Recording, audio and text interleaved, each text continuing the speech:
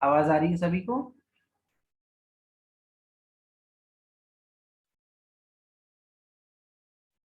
आवाज आ रही है सभी को? जी जी आ रही है। आ रही है। ओके। तो जो है भारतीय परंपरा में तो गीता जी को माँ का स्थान दिया ही, पर विदेशी और जो है फॉरेन फिलोसोफर्स को भी गीता जी माँ जैसी लगती है, जिन्होंने भी गीता जी का आश्रय लिया। कई फॉरेन फिलोसोफर्स है, मैं केवल एक का वर्णन करूंगा।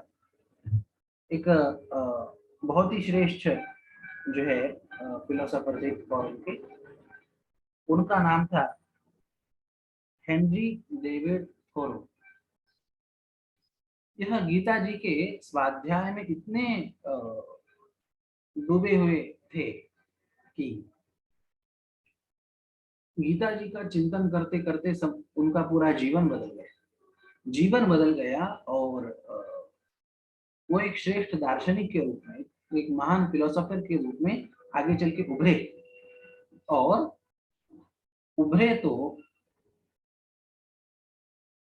इमर्सन जैसे, इमर्सन यह भी अच्छे फिलोसोफर थे, वह उनके पास फिलोसफी का ज्ञान लेने के लिए आते थे। एक बार ऐसा था हुआ कि ये हेनरी डेविड थोरो जंगल में अकेले में थे, और जंगल में अकेले में रुके हुए थे, और वहां पे यह इमर्सन, ये दूसरे उनके शिष्य, उनके स्टूडेंट फिलोसोफर, वो वहां पे आए और कुछ उन्हें पूछना था, कुछ उन्हें डिस्कस करना था, फिलोसफी के बारे में चर्चा, कुछ ज्ञान ग्रहण करना था। तो उन्होंने कहा सर आप जो है you here alone in the jungle, alone in the forest, don't you bother about fear? तो हेनरी डेविड थोरो ने कहा इमर्सन को, अरे where is fear when mother Gita is here. उनके पास गीता जी की पुस्तिका थी, और गीता जी की पुस्तिका को अपने पास में रख के वो यह कहते हैं कि where is fear when mother Gita is here. वो कहते हैं कि where is fear when mother Gita is here. Foreign philosophers को भी इस बात का अनुभव होता है कि गीता जी माँ है, और जिस प्रकार से माँ की गोदी में बालक को डर नहीं लगता, उस प्रकार से जो है किसी प्रकार का भय उसे नहीं लगता जिसके पास गीता जी का तत्व ज्ञान है। अब गीता जी के पास होना मतलब क्या? केवल गीता जी की पुस्तक पास में रखना, साथ में रखना, या नहीं, वह तो लाभकारी है ही, अपन आगे चल के देखेंगे कहीं समय मिला तो वह तो अपन देखेंगे, पर गीता जी के ज्ञान में प्रतिष्ठित होना, यह गीता जी के पास में रहना है। अपने यहाँ पे शब्द है ना उपासना। उपासना मतलब क्या है जी? उपासना मतलब जिस देवता की, जिस तत्व की हम उपासना कर रहे हैं उसके समीप रहना। समीप रहना मतलब शरीर से नहीं, केवल शरीर से, मन से, बुद्धि से, विचार से, इन सबसे समीप रहना, मन से वहां रहना, इसका नाम उपासना। अब गीता जी पास में रहना मतलब क्या? गीता जी का ज्ञान, गीता जी के सिद्धांत, यह हमारे जीवन में, यह हमारे मन बुद्धि में नित्य प्रतिष्ठित रहना, यह गीता जी को अपने पास रखने का अर्थ है। और जब ऐसा होता है ना जी, तो पक्का ध्यान रखो कि जीवन में कभी भय नहीं। हर भय को मनुष्य पार कर लेता है, हर शोक को मनुष्य पार कर लेता है। आप देखेंगे कि जो है अर्जुन शोकग्रस्त था, उसका शोक दूर हुआ, मोहग्रस्त था, उसका मोह दूर हुआ, और समग्र सारे भयों का नाश करने वाली गीता जी। सबसे बड़ा भय क्या है जी मनुष्य को? मृत्यु का भय, मरने का भय। वह भी गीता जी से छूट जाता है तो अन्य जो है सांसारिक भयों की बात क्या है, उससे भी गीता जी जीवों को मुक्त कर देती। तो ऐसी यह गीता जी माँ के समान है, और संसार रूपी जो संसार का जो कष्ट है उसे नष्ट करने वाली है गीते भवद्वेषिणी, ऐसी वह गीता जी। अब ऐसा है कि ऐसी यह गीता जी है, तो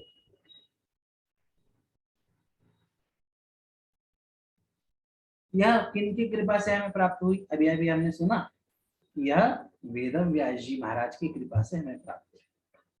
अब वेद व्यास जी महाराज की कृपा से हमें प्राप्त हुई, तो उनका नमन करते हैं। प्रारंभिक जो प्रार्थना है गीता जी की, उसका हम विचार हमारा चल रहा है, तो उनका नमन करते हैं। हम भी व्यास जी को नमन करें। नमोस्तुते व्यास विशाल बुद्धे उल्लारविन्दायतपत्र नेत्र, येन त्वया भारततैलपूर्णः प्रज्वालितो ज्ञानमय प्रदीपः। वेदव्यास महाराज की जय। श्री वेदव्यास जी महाराज की वंदना करते हैं, प्रार्थना करते हैं। क्यों जी?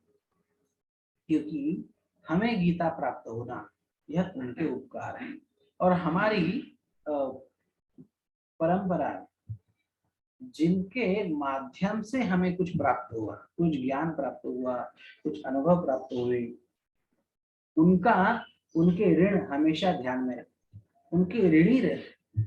हमारी भारतीय और यह जो सनातन संस्कृति है, यह कृतज्ञता की संस्कृति है।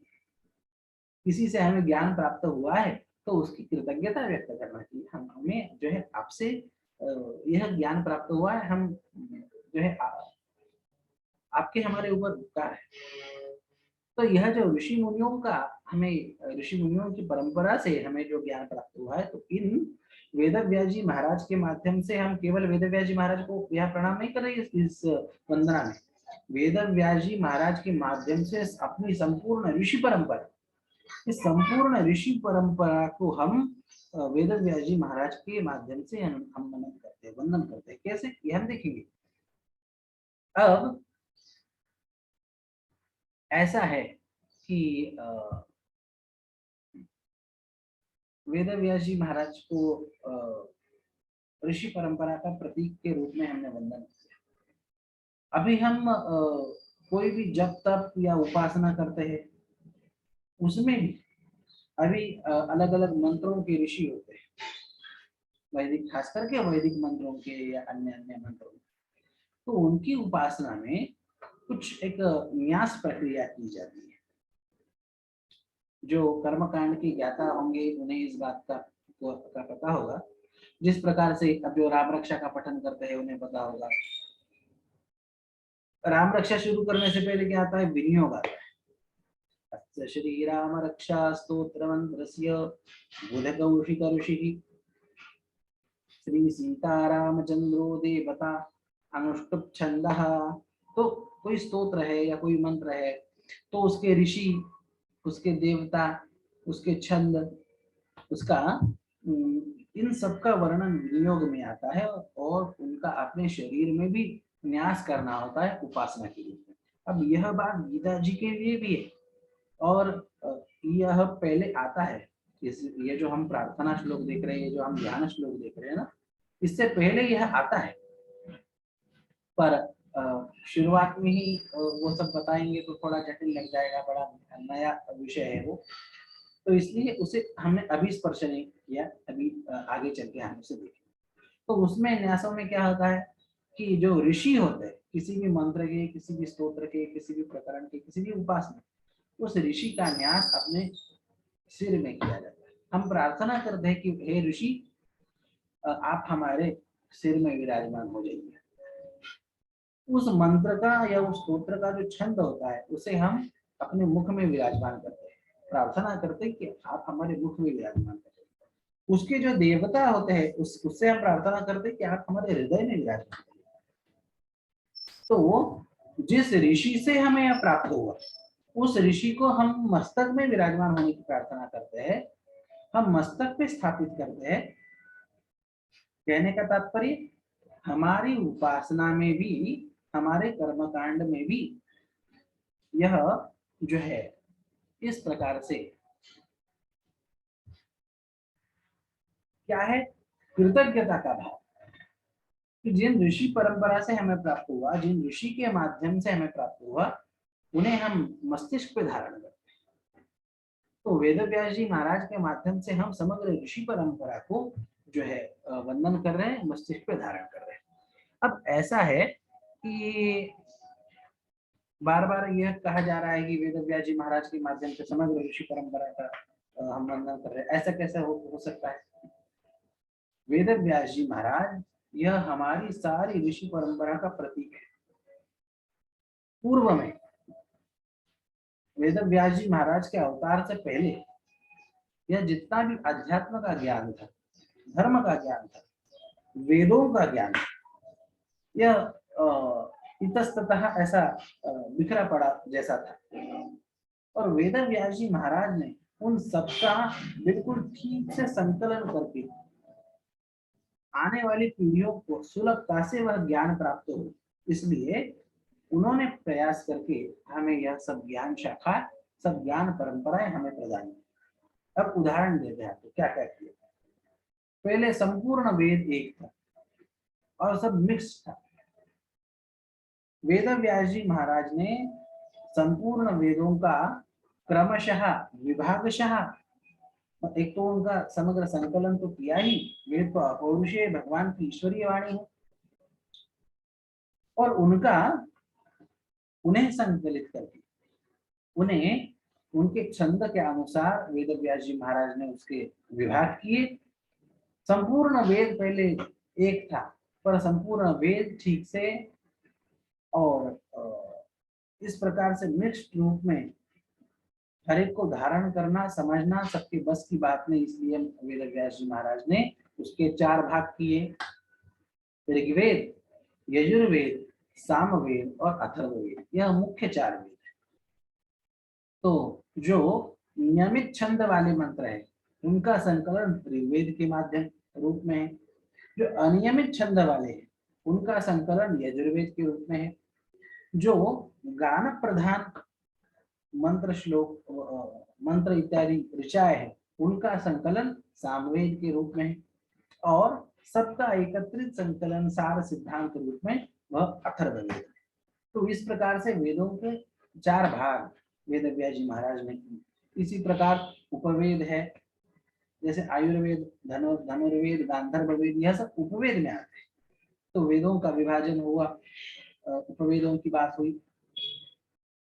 इसका जो है विस्तार, इसका व्यास रूप, इसका विस्तृत रूप वेद व्यास जी महाराज ने दिया, समग्र धर्म परंपरा का, समग्र ज्ञान परंपरा का। अब केवल वेदों की बात नहीं, अब वेदों के सिद्धांत सामान्य मनुष्य के बुद्धि में सहजता से आ सके, इसलिए वेद व्यास जी महाराज ने महाभारत की रचना की।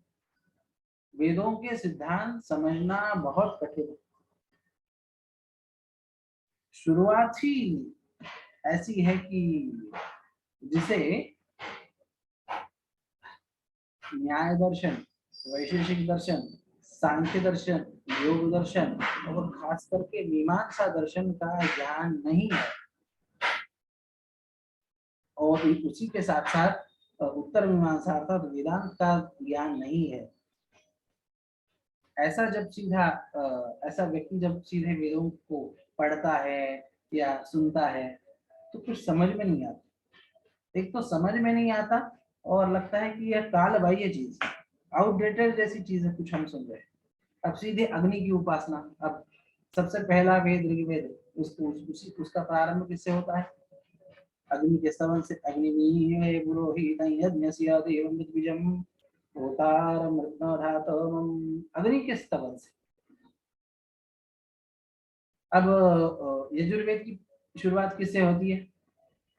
अब प्रारंभ के उसके मंत्र है सदेवो वह सविता प्रारभयज्येष्ठतमाय कर्मण आप्या यदवग्न्या इंद्राय भागं प्रजावतीरणमीव अयक्ष्मामावस्तेन ईशतमा वशपूषो ध्रुव अस्मिन् पतौस्यादवीर जजमानस्य पशून् पाहि। इससे यजुर्वेद प्रारंभ होता है। अब जो है श्रौत यज्ञ के लिए जो समिधाय इत्यादि लगती है, तो वह जिस मंत्र से काटनी चाहिए उस मंत्र से प्रारंभ होता है। और हमारे यजमानों की जो भी पशुधन इत्यादि है उन सब की रक्षा हो, ऐसी प्रार्थना पहले मंत्र में की है। जजमान से पशून पाहि।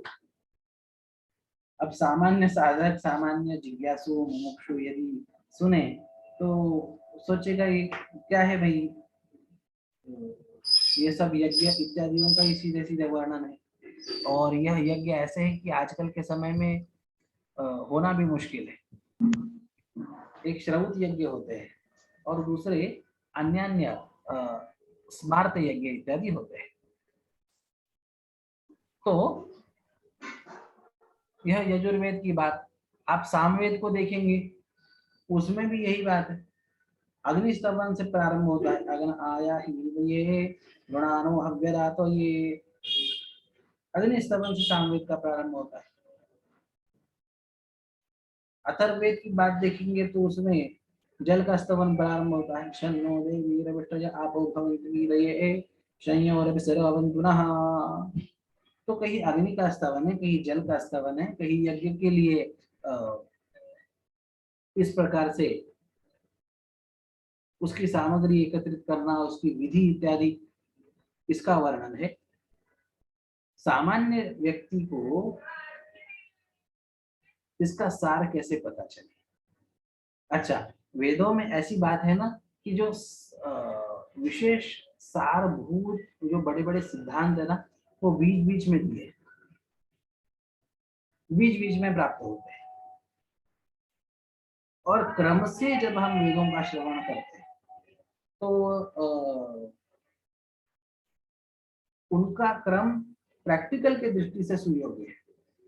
यज्ञ करना है, धर्मानुष्ठान करना है, तो किस प्रकार से एक पद्धति होती है, उसके अनुसार उनका क्रम है। पर सामान्य मनुष्य को पढ़ने वाले प्रश्न, सामान्य मनुष्यों के जीवन में आने वाली जिज्ञासाएं, उनकी पूर्ति कैसी हो?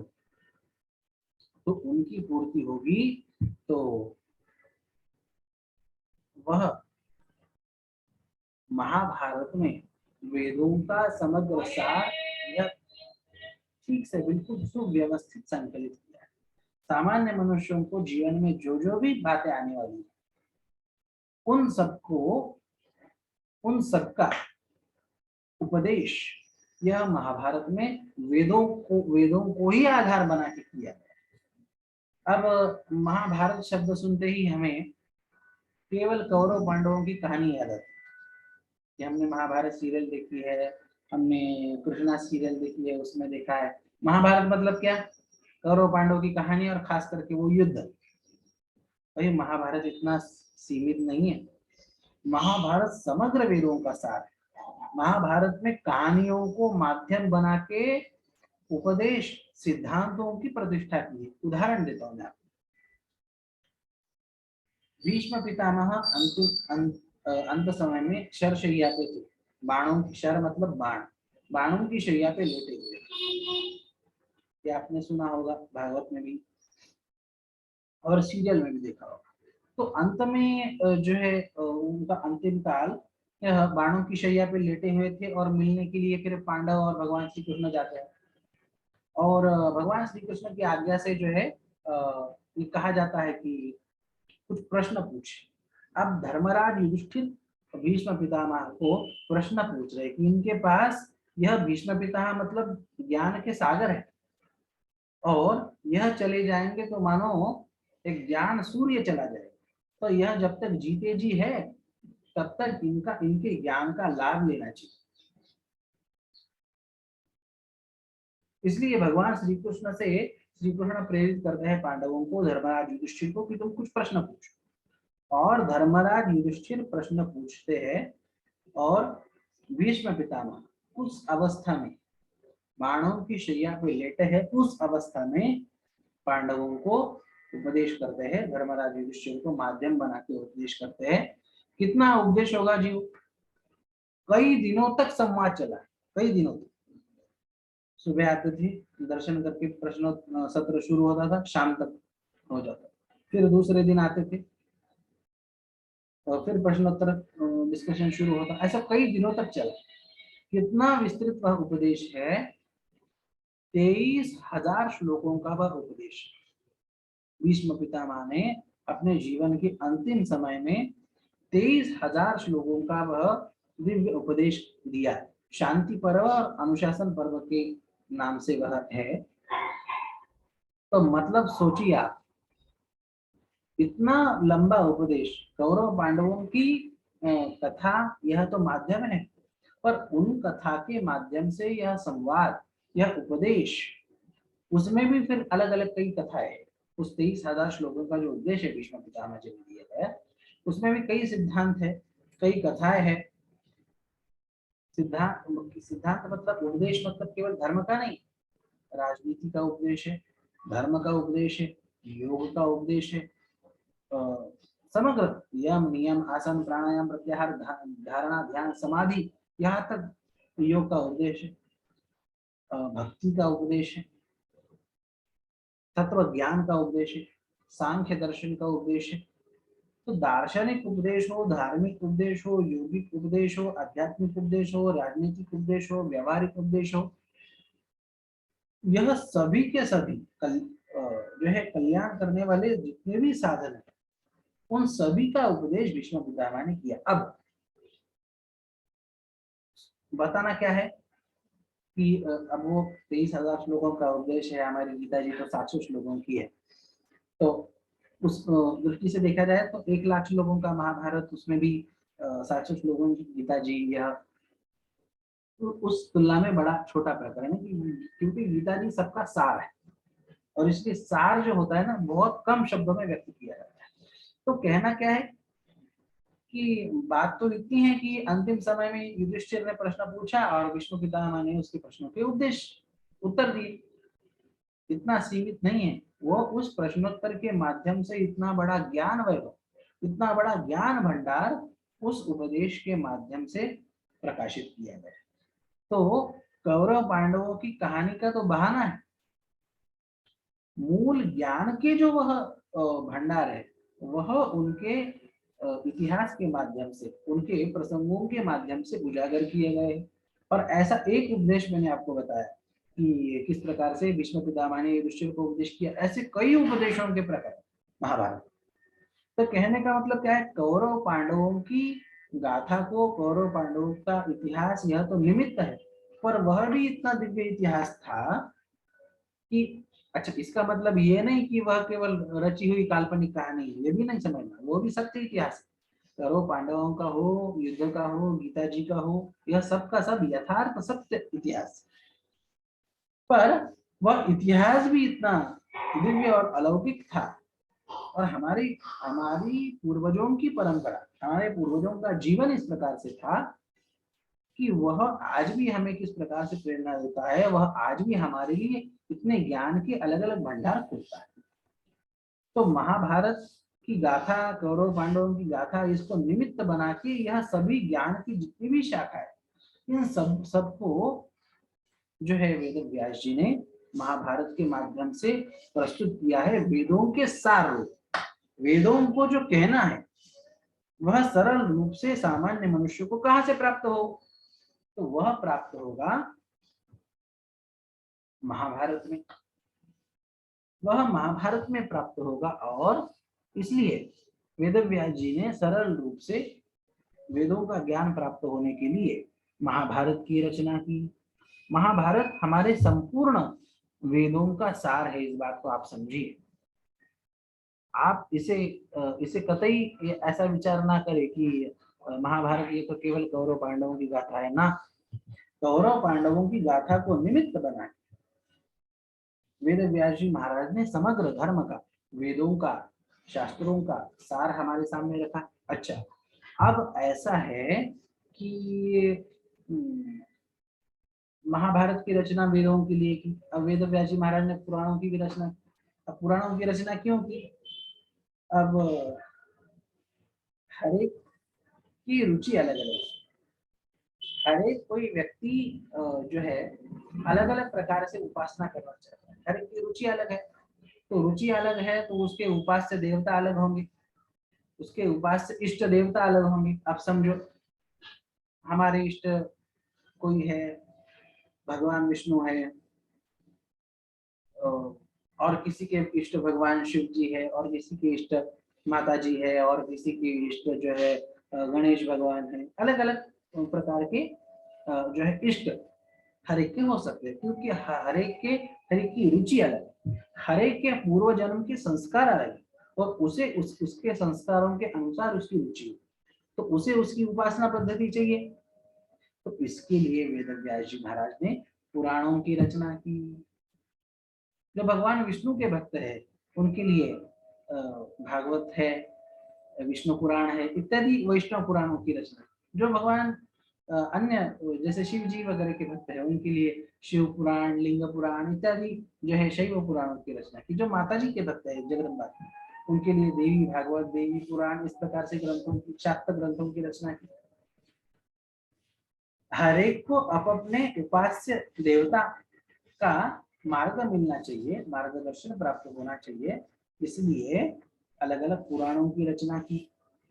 और इस प्रकार से वेद व्यास जी हमारे समग्र धर्म का, हमारे समग्र ज्ञान परंपरा का जो है विस्तार करने वाले। व्यास शब्द का अर्थ विस्तार होगा। समग्र ज्ञान परंपरा का उन्होंने विस्तार किया, इसलिए उनका नाम व्यास पड़ा। अब खास करके वेदों का उन्होंने विभाजन विस्तार किया, इसलिए उनका नाम वेद व्यास इस प्रकार से प्रसिद्ध है। पर व्यास जी इसलिए कहा जाता है कि समग्र ज्ञान शाखा को उन्होंने विस्तृत करके सुव्यवस्थित करके हम हमारे पास रखा। आज हमें वेद उपलब्ध है, उपवेद उपलब्ध है, पुराण उपलब्ध है, इतिहास उपलब्ध है, ठीक से ये किनके उपकार है? यह संकलन, यह निर्माण, यह साक्षात वेद व्यास जी महाराज ने किया। वेद व्यास जी महाराज ने हम सब के लिए किया, इसलिए हम जो है हमें यह सब ज्ञान प्राप्त हो सका है। और हमारी धर्म परंपरा में इसलिए वेद व्यास जी महाराज को समग्र ऋषि परंपरा का प्रतिनिधि माना। आपको पता है गुरु पूर्णिमा, गुरु पूर्णिमा पर्व का मूल नाम क्या है? गुरु पूर्णिमा पर्व का मूल नाम व्यास पूर्णिमा है। क्या है? व्यास पूर्णिमा। और गुरु पूर्णिमा के दिन ऐसा यह नियम है कि सबसे पहले कोई किसी भी परंपरा का हो, कोई किसी भी परंपरा का हो, तो उसे व्यास जी का पूजन करना यह गुरु पूर्णिमा का दिन, गुरु पूर्णिमा के दिन कहा है। तो इसका मतलब क्या कि कोई वैष्णव परंपरा का है, कोई शैव परंपरा का है, कोई शाक्त परंपरा का है, कोई गणपत्य परंपरा का है, या कोई रामानंदी, वैष्णव परंपरा में भी कई संप्रदाय है। कोई रामानंदी संप्रदाय से है, कोई रामानुज संप्रदाय से है, कोई माधव संप्रदाय से है, कोई अन्य किसी संप्रदाय से है, कोई निम्बार्क संप्रदाय से है, कोई वल्लभ संप्रदाय से है, या कोई ये अपनी शंकराचार्य जी की परंपरा से। कोई किसी परंपरा का हो, पर गुरु पूर्णिमा के दिन सबके गुरु यह वेद व्यास जी है, और इसलिए उनका पूजन गुरु पूर्णिमा का दिन सबसे पहले कहा है। और सबसे पहले वेद व्यास जी की पूजा करके, गुरु मंडल की स्थापना करके, वेद व्यास जी की पूजा करके फिर आप अपने गुरु की पूजा करना, यह विधान। अब आजकल के समय में यह प्राय भूल भाल गए, और कोई भूले चाहे ना हो, पर गुरु भूल गए बहुत से। वेद अपनी पूजा तो करवाते हैं, पर वेद व्यास जी की पूजा रह जाती है। और मूल में शास्त्र में कहा गया कि वेद व्यास जी की सबसे प्रथम पूजा, और फिर आप अपने व्यास जी की परंपरा का अनुगमन करने वाले है ऐसा समझ के उनकी पूजा करनी चाहिए गुरु पूर्णिमा। तो व्यास पूर्णिमा, गुरु पूर्णिमा का भी मूल नाम क्या है? व्यास पूर्णिमा। व्यास जी हमारे समग्र परंपरा के प्रतिनिधि इस प्रकार से माने गए, इसलिए उनका वंदन। अब इसलिए उनके हमारे परंपरा के ऊपर बहुत उपकार है। वो व्यास जी कैसे दिखते हैं, उनका स्वरूप क्या है, इन सब का वर्णन हुआ। व्यास जी विशाल बुद्धि है। व्यास जी का साहित्य कितना विस्तार है, थोड़ा सा हमने देखा। उनकी ज्ञान की लेखनी कितनी विस्तृत है, इसके बारे में क्या कहा जाए। कोई ऐसा दुनिया का विषय नहीं है जो वेद व्यास जी के लेखनी से छूटा हो। आपको क्या लगता है, केवल धर्म का, केवल ज्ञान, अध्यात्म का ज्ञान वेद व्यास जी ने लिखा नहीं। श्रुति स्मृति पुराण इतिहास आगम दर्शन तंत्र संगीत योग आयुर्वेद गणित आधुनिक विज्ञान के बीज तक जो है आपको वेद व्यास जी के साहित्य में मिलेगी। अरे एक महाभारत में ही मिल सकते। डॉक्टर अब्दुल कलाम कहते थे कि हमने जो मिसाइल वगैरह जिनका हमने संशोधन किया, तो उसमें मदद हमें महाभारत से भी प्राप्त हुई। कहने का तात्पर्य आधुनिक धर्म प्राचीन समय से लेके हमारे धर्म विज्ञान, हमारे अध्यात्म विज्ञान, हमारा योग विज्ञान, हमारा भक्ति शास्त्र, इन सब से लेके आधुनिक विज्ञान तक के बीज ये आपको वेद व्यास जी के साहित्य में प्राप्त होते हैं। खास करके एक महाभारत में ही सब कुछ प्राप्त हो सकता है। तो ऐसे वह विशाल बुद्धि है। इसलिए व्यासोच्छिष्टम जगत सर्वम ऐसा कहा गया। संपूर्ण विश्व में जितना भी ज्ञान है वह सब का सब वेद व्यास जी का, वेद व्यास जी की जूठन है, इस प्रकार से प्रसारित। कोई भी ज्ञान शाखा हो, साहित्य की हो, गणित की हो, व्याकरण की हो, विज्ञान की हो, आपको उसके बीज वेद व्यास जी के साहित्य में मिल जाते हैं। तो इसलिए ऐसे वेद व्यास जी है, हम उनका वंदन करते हैं जिनके नेत्र कमल की तरह है। जिन्होंने बद्रीनाथ की यात्रा की है, उन्होंने व्यास गुफा में व्यास जी की मूर्ति है, जहाँ पे बैठ के उन्होंने महाभारत बताया और गणेश जी ने लिखा। तो वेद व्यास जी की जो है मूर्ति, वेद व्यास जी की, वहां पे आज भी वहां पे छवि विराजमान है। तो कहने का तात्पर्य क्या, उसके आप नेत्र देखेंगे, आंखें देखेंगे ना, तो आपको ध्यान में आएगा कि बिल्कुल सतेज है, तेजस्वी आंखें। तो यहाँ पे जो कहा है कि फुल्लार बिंदायत, कमल की तरह खिली हुई उनकी आंखें, वो उनके आज मूर्ति में भी हमें दर्शन प्राप्त होता है। आंखें बड़ी तेजस्वी, ऐसा उनका स्वरूप है। जिन्होंने महाभारत इत्यादि ग्रंथों के माध्यम से हमें ज्ञान दीप प्रदान किया, ऐसे वेद व्यास जी को हम प्रणाम करते हैं। तो इस प्रकार से वेद व्यास जी को प्रणाम यहाँ पे किया जाता है। अब जो गीता जी के उपदेश करने वाले हैं भगवान श्री कृष्ण, उनका वंदन करते हैं, उनका वंदन आगे करते हैं, पर समय की सीमा में हमारा समय पूर्ण हो चुका है आज के सत्र का। तो इसलिए आज यहाँ रुकते हैं और फिर अगला विषय हम अगले सत्र में लेंगे। सभी उपस्थित महानुभावों का बहुत बहुत स्वागत है, आभार है। कई जने बाद में आए हैं इसलिए फिर से उनका स्वागत करते हैं।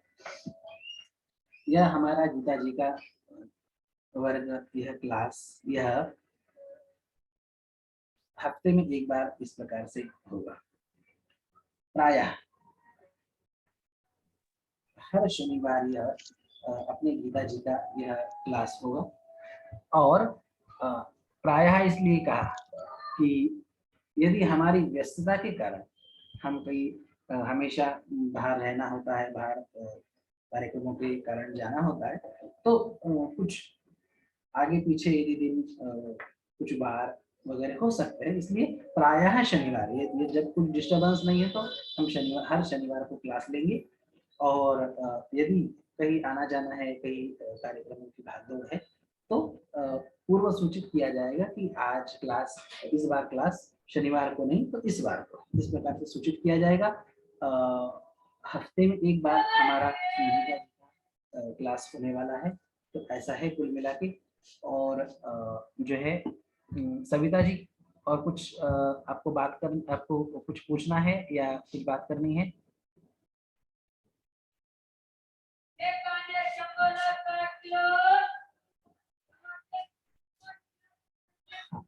और किसी को कुछ बात करनी है, पूछना है? मीटिंग का समय अब 2 मिनट बचा है दूसरे टर्म का, इसलिए किसी को कुछ कहना हो तो कह सकते हैं, अन्यथा इस बात को ध्यान रखें, हफ्ते में एक बार होगा, प्रायः शनिवार होगा, और गीता जी का हम स्वाध्याय यथाशक्ति यथामति यथासंभव करेंगे। सबके पास यह सार्थ गीता, सार्थ गीता अर्थात अर्थ सहित छोटी पॉकेट गीता है ये, और इसमें गीता जी का अर्थ होता है। मतलब हम जब गीता जी का श्लोक आपको समझाएं तो आपके सामने भी अर्थ होना चाहिए, बाद में भी आप उस मीनिंग को ध्यान में रख के उसे समझ सकते हैं। तो ऐसा है कुल मिला के। तो अपना क्लास यहाँ पे समाप्त होता है। किसी को और कुछ कहना है, पूछना है तो पूछ सकते हैं, अन्यथा अपन समाप्त करते हैं। चलिए, भगवान श्री कृष्ण का वंदन करते हुए क्लास को समाप्त करें, वर्ग को समाप्त करें। वसुदेव सुतं देवं कंसचाणूरमर्दनम् देवकी परमानंदं कृष्णं वन्दे जगद्गुरुं। कृष्ण भगवान की जय, गीता माता की जय। बहुत बहुत